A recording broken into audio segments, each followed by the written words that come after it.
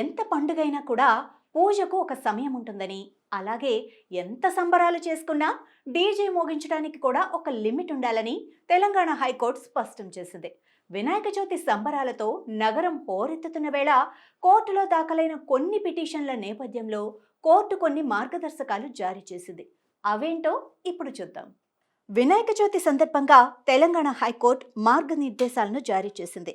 Traffic jam అయ్యేందుకు కారణం కాకూడదని, అత్యవసర దారులకు అడ్డంకులు సృష్టించవద్దని, ఆసుపత్రులకు వెళ్లే వారికి ఇబ్బంది కలిగించొద్దని గణేష్ మండపాల నిర్వాహకులకు సూచించింది.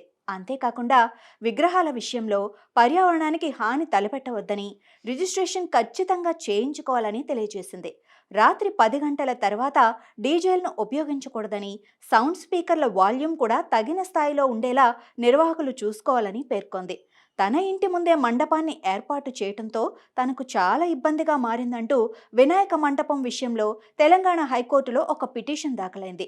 నడి రోడ్డు మీద చట్టవిరుద్ధంగా మండపం ఉండటంతో శ్రవణ్ కుమార్తో కూడిన ఏకసభ్య ధర్మాసనం మార్గదర్శకాలను జారీ చేసింది.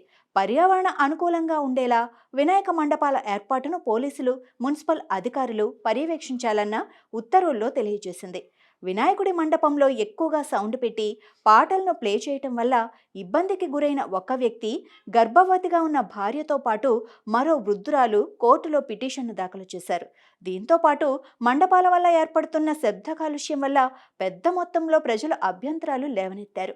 వీటన్నింటినీ పరిగణలోకి తీసుకుంటూ పోలీసులకు, మున్సిపల్ అధికారులకు కోర్టు కొన్ని మార్గదర్శకాలను విడుదల చేసింది.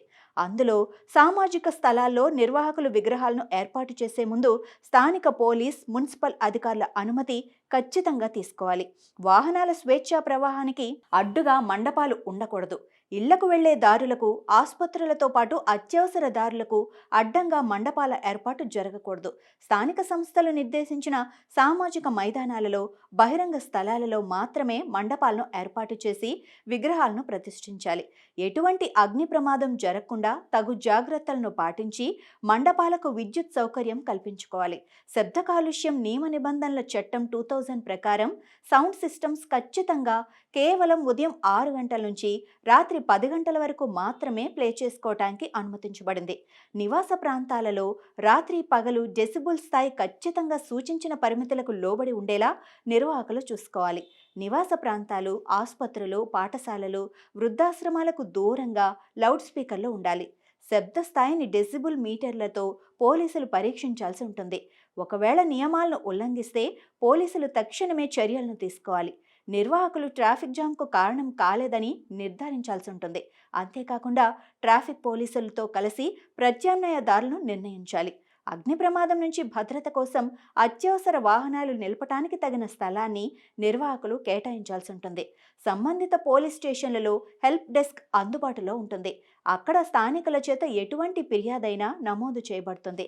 లౌడ్ స్పీకర్లతో ఇబ్బంది పెట్టినా, సమస్యలను సృష్టించినా నిర్వాసితులు ఫిర్యాదు చేయవచ్చు. నిమజ్జన ఊరేగింపుల సమయంలో వివిధ హైకోర్టు మార్గనిర్దేశాలను అధికారులు ఖచ్చితంగా కట్టుబడి ఉండాలి. అంతేకాకుండా పూజలు, నిమజ్జనమైపోయిన తర్వాత మండప ప్రాంగణాలను శుభ్రం చేసే బాధ్యత నిర్వాహకులదే. కాలుష్యాన్ని తగ్గించే పర్యావరణ రహిత విగ్రహాలను, సామాగ్రిని ఖచ్చితంగా ఉపయోగిస్తున్నట్లుగా నిర్వాహకులు నిర్ధారించాలి. అనుమతులు తీసుకునే ముందు ప్రతి ఒక్క నిర్వాహక మండపం ఖచ్చితంగా నియమ నిబంధనలను అనుసరించాలి. హైకోర్టు విడుదల చేసిన మార్గదర్శకాలు వినాయక నిమజ్జనం వరకు అధికారులు తూచా తప్పకుండా పాటించాల్సి ఉంటుందని ఉత్తర్వుల్లో తెలియజేశారు.